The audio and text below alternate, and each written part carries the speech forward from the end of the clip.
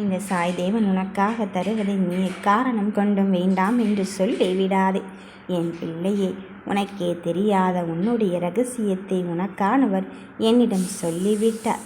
நீயோ என்னை பற்றி என்ன இருக்கிறது என்று தானே யோசித்து கொண்டு இருக்கின்றாய். நான் செய்கின்ற விஷயத்தை சுற்றிதான் 4 சுவர்கள் மட்டும்தானே இருந்து கொண்டு இருக்கின்றது. இதில் என்ன இருந்து கொண்டு இருக்கின்றது? என்னை யார் கண்காணித்து கொண்டு இருக்கின்றார்கள் என்று நினைத்து கொண்டு இருந்தாயல்லவா? இப்பொழுது அந்த 4 சுவற்றிலும் இந்த சாய்தேவன் தான் இருக்கின்றேன் என்று உனக்கு உணர்த்துவதற்குத்தான் வந்து இருக்கின்றேன். நீதானே நினைத்து கொண்டு இருக்கின்றாய் என்னை கண்காணிக்க யாரும் இல்லை என்று. என் பிள்ளையே, யார் சொன்னது? என் பிள்ளையை முன்னும் பின்னும் நான் பாதுகாத்து கொண்டு இருக்கும்போது நீ செய்கின்ற செயல் அத்தனையும் எனக்கு தெரியத்தான் போகிறது.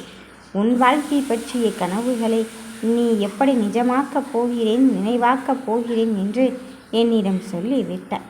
அப்படி இருக்கும்போது நான் உனக்கான வெற்றியை தராமல் இருப்பேனா? என் தங்க பிள்ளையே, உனக்கான மாற்றத்தை என்னிடத்தில் கொடுத்து விடு. உனக்கு எதை வேண்டுமோ அதை என்னிடத்தில் சொல்லிவிடு.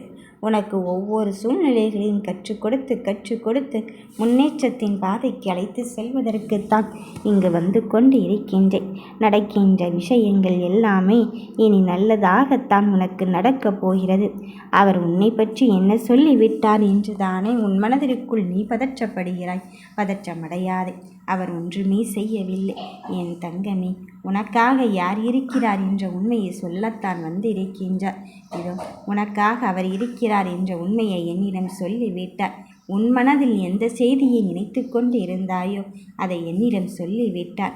நீ எந்த செய்தி நடந்தால் நன்றாக இருக்கும், எந்த செயலை பிடித்தால் நன்றாக இருக்கும் என்று நினைத்து கொண்டு இருந்தாயோ அதை என்னிடம் சொல்லிவிட்டார். வேறொன்றும் இல்லை. உன் பிரார்த்தனையை அவர் இங்கு என்னிடம் சேர்ப்பதற்காக வந்து கொண்டு இருக்கின்றார். இதோ சேர்த்தும் வீட்டாச்சி. நீ யாருமில்லை என்ற கேட்ட கேள்விக்கெல்லாம் பதில் கொடுக்கும் தருணத்தை நான் சொல்வதற்காக வந்திருக்கின்றேன்.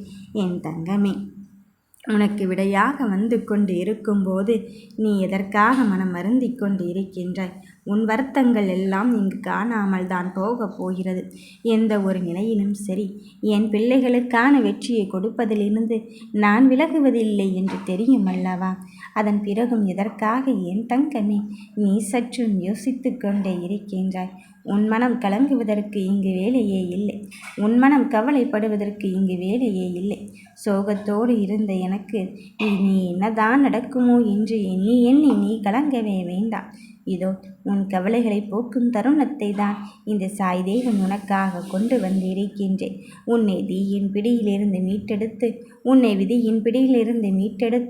உன் வாழ்க்கையின் தருணத்தை தருவதற்காக வந்து கொண்டு இருக்கும்போது நடப்பதை பார்த்து எல்லாம் உன் மனம் பதற்றமடைந்து கொண்டு இருக்காதே.